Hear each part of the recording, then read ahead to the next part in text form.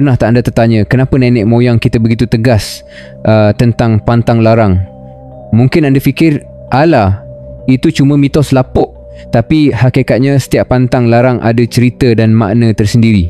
Dari sudut budaya, pantang larang dikenali sebagai satu bentuk norma sosial, seakan firewall dalam komputer menghalang ancaman luar walaupun kita tak selalu nampak bahayanya.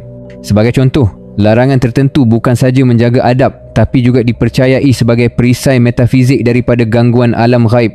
Berdepan dengan dunia yang syarat misteri, siapa kita untuk menolak kebijaksanaan turun-temurun ini? Sekarang, bayangkan seorang anak muda yang berdegil menganggap pantang larang cuma karut. Dia langgar saja satu larangan demi larangan, tak peduli nasihat orang tua. Tapi dalam diam, hidupnya mula dihantui pelbagai kejadian aneh seperti diganggu malware yang sukar dihapuskan. Pernah anda rasa, kadang-kadang sesuatu yang kita tak nampak tetap wujud? Pantang larang adalah seperti protokol keselamatan tradisional melindungi kita tanpa kita sedari.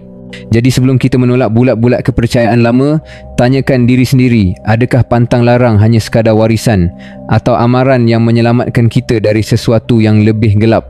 Mari saya bawakan satu kisah yang selalu jadi bualan, pantang menjerit di hutan. Menurut kepercayaan, hutan bukan milik kita sepenuhnya.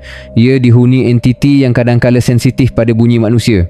Ini berkait dengan konsep resonance akustik, di mana getaran suara boleh meresap ke dimensi lain, seperti gelombang radio mencari penerima.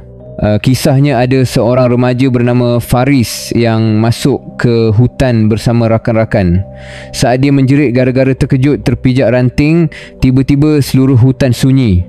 Rakan-rakannya mula berbisik, "Jangan menjerit, nanti hantu hutan marah." Faris ketawa, anggap cuma gurauan.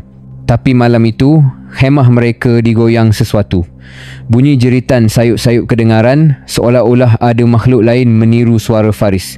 Jantungnya berdegup kencang. Inilah fenomena mimikri, di mana makhluk gaib dipercayai boleh meniru suara manusia untuk menakutkan. Anda pernah dengar orang tua kata, jangan bermain dengan pantang larang. Inilah sebabnya. Hutan tidak hanya gelap di mata, tapi juga syarat dengan misteri yang tak terjangkau akal. Jadi ingat, suara anda di hutan boleh jadi kunci atau malapetaka. Jika terdengar bisikan balas, jangan sesekali sahut. Anda mungkin tidak berbual dengan manusia. Satu lagi pantang yang sering dipandang enteng, menyapu rumah pada malam hari. Anda mungkin tertanya, apa kaitan sapu sampah dengan nasib malang? Di balik larangan ini tersembunyi nilai simbolik dan unsur spiritual. Dalam psikologi budaya, tindakan menyapu malam diumpamakan seperti menolak frekuensi rezeki dari rumah anda, seperti rute internet yang tiba-tiba terganggu pada waktu puncak. Seorang wanita bernama Mak Timah pernah mengabaikan nasihat ini. Dia menyapu lantai selepas maghrib kerana mahu rumah cepat bersih. Malam itu, pintu rumah diketuk seperti ada tetamu misteri. Bayangkan, setiap malam suara ketukan makin kuat, seolah-olah sesuatu mahu masuk. Gangguan ini berlarutan. Suara bisikan dari sudut rumah bayang-bayang melintas di jendela. Anak-anaknya jadi takut. Mak Timah mula menyesal. Menurut pakar metafizik, tindakan menyapu malam membuka portal energi negatif, mengundang makhluk yang mencari rumah baru. Kini, pernahkah anda terfikir, kadang-kadang tindakan kecil waktu malam boleh ubah nasib seisi rumah? Menyapu pada waktu tak sepatutnya seakan mengundang tetamu gaib, bukan sekadar membuang sampah. Moralnya, hormati peringatan lama. Bukan semua kotoran boleh disapu keluar tanpa akibat, terutama pada malam yang sunyi. Seterusnya, mari kita bincang tentang cermin. Jangan tidur menghadap cermin, kata orang tua. Anda mungkin tertanya, apa sangatlah dengan cermin? Dalam kepercayaan, cermin berfungsi seperti gateway atau pintu dimensi, sama seperti skrin komputer yang memantulkan imej digital, tapi di dunia lain. Kisahnya, seorang pelajar universiti bernama Nadia tidur menghadap cermin besar. Malam pertama, dia terbangun dan nampak bayang sendiri, tapi matanya di cermin terbuka, sedangkan dia sendiri masih mengantuk. Dia cuba abaikan, mungkin penat belajar fikirnya. Tapi malam-malam berikutnya, dia mula terasa diperhatikan. Suhu bilik tiba-tiba sejuk, kadang ada bunyi nafas berat dari arah cermin.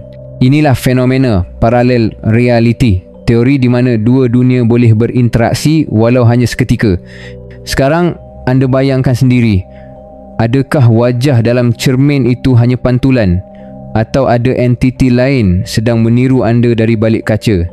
Pesan saya, letakkan kain pada cermin sebelum tidur.